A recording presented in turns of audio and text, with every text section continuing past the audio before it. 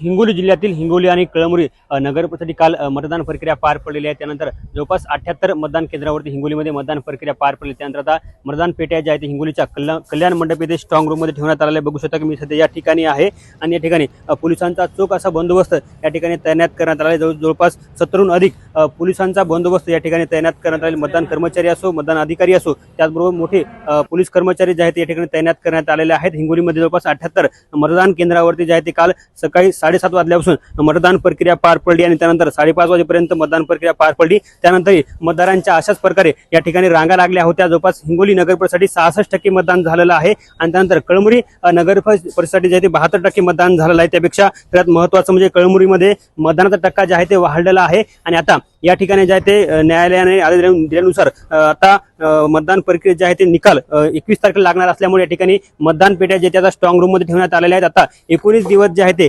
मतपेट्या जे आहेत ते आता निवडणूक विभागाला या ठिकाणी सांभाळावं लागणार आहेत आणि 21 तारखेला मतदानाचं चित्र जे आहे ते स्पष्ट होण्याच्या अगोदर आता मोठ्या प्रमाणात जे आहे ते पोलिसांचा हिंगोलीमध्ये बंदोबस्त पाहायला मिळत आहे। हीच परिस्थिती कळमनुरीमध्ये असो, हिंगोलीमध्ये असो, अशा मतपेट्या आता चोख पोलिसांच्या बंदोबस्तामध्ये ठेवण्यात आलेल्या आहे। आता 21 तारखेला कोण बाजी मारतं हे निकालानंतर स्पष्ट होणार आहे। कॅमेरामन राजेश सोबत गजानन वाणी, लोकशाही मराठी, हिंगोली।